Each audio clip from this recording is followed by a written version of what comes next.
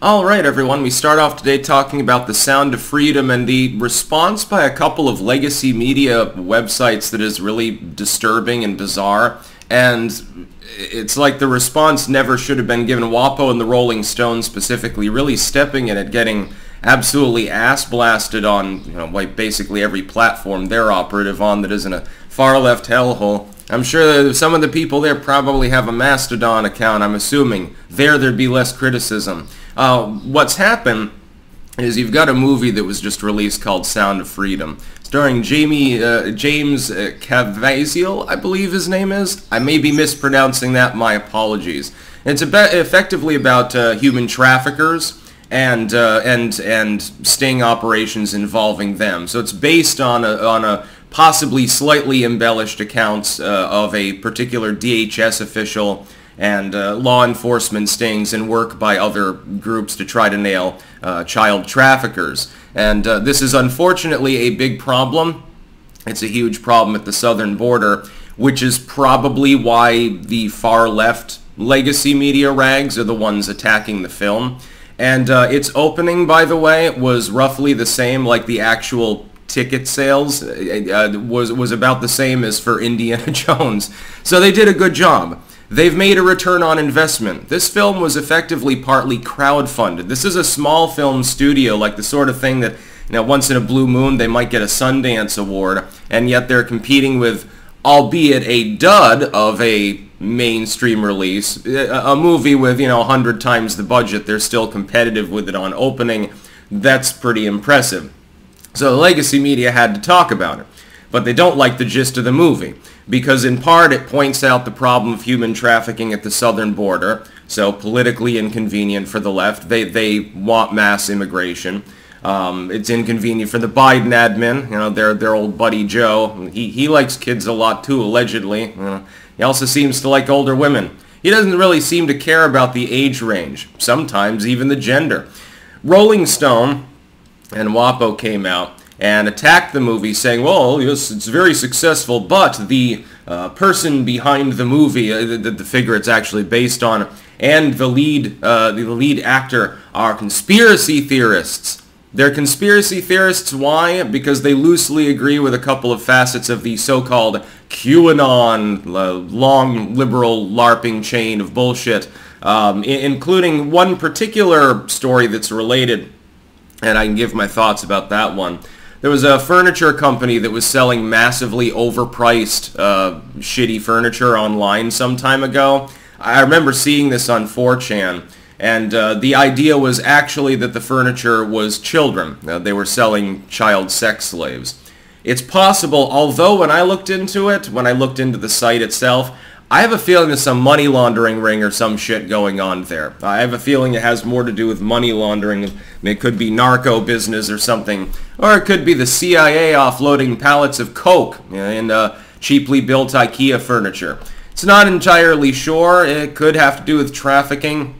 I didn't see further evidence of that, but I mean, something's going on there. There is a crime being committed of some sort in that particular case. We're just not sure exactly what the fuck's going on.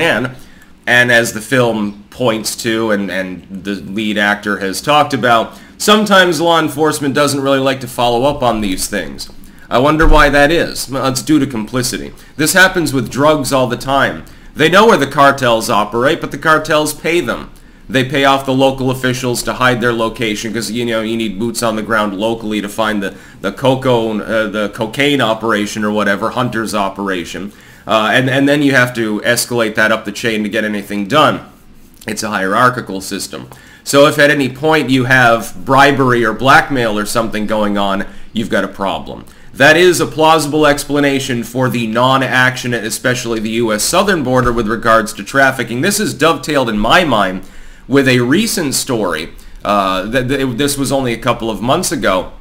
You remember when DHS admitted that a significant proportion, almost a third of all of the minors that had come across the border, unaccompanied minors, were unaccounted for? That the people that took them and basically established guardianship over them due to familial relations, they can't even find them, they can't even get in touch with them? We're talking about several tens of thousands of children. Right now, a significant proportion of the hope is that, They changed phone numbers and neglected to tell DHS or something. A substantial proportion of those kids are being pimped out right now. A substantial proportion are being enslaved in sweatshop labor as well. Substantial proportion are just dead. The person that got a hold of them just wanted to kill someone. Well, they did it on the cheap. They weren't willing to pay $15,000 for the IKEA cabinet. Rollingstone and Wapo are treating this film as though it's a litany of conspiracy theories. They're making that insinuation, but trafficking goes on all the time. This is not a new thing. Democrats, by the way, used to embrace the concept that it was a problem. It was a big conversation back when I was a kid.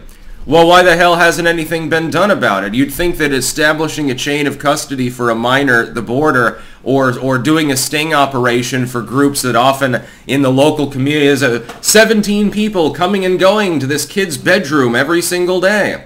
This is inexplicable. I wonder what's happening. Some of these groups in places like Colombia and Mexico operate effectively out in the open and simply bribe officials. That's basically the point. I guess at the end of the film, it's no longer a drama. They actually have legit footage of some of the sting operations that were conducted. It's meant to be emotional. I'll probably watch it, because if this movie is doing so well, I mean, it's getting near universal acclaim outside of Wapo and Rollingstone, including by some other media organizations. I guess they didn't get the email from Jared from Subway, I guess. And I'm actually kind of excited to see it. I have a feeling that it's not necessarily an enjoyable film in the sense of being happy. It doesn't sound like an uplifting topic, but it sounds like an interesting one. And when the Rolling Stone hates you, at this point, they've gone from, the subversive light tabloid to complete establishment. So if they say that a rock band's good, they're probably bullshit. And if they say a musical act is bad, then it's probably just because they're not woke. I have a feeling that that inversion holds true for this movie as well. So I'll be watching that. I don't think it's on streaming though right now. Right now I think it's all in theater. I did not see a place to actually stream the movie. Hopefully they bring that soon. Of course, you don't want to compete with your own ticket sales in the first few weeks. That's about all. Peace out.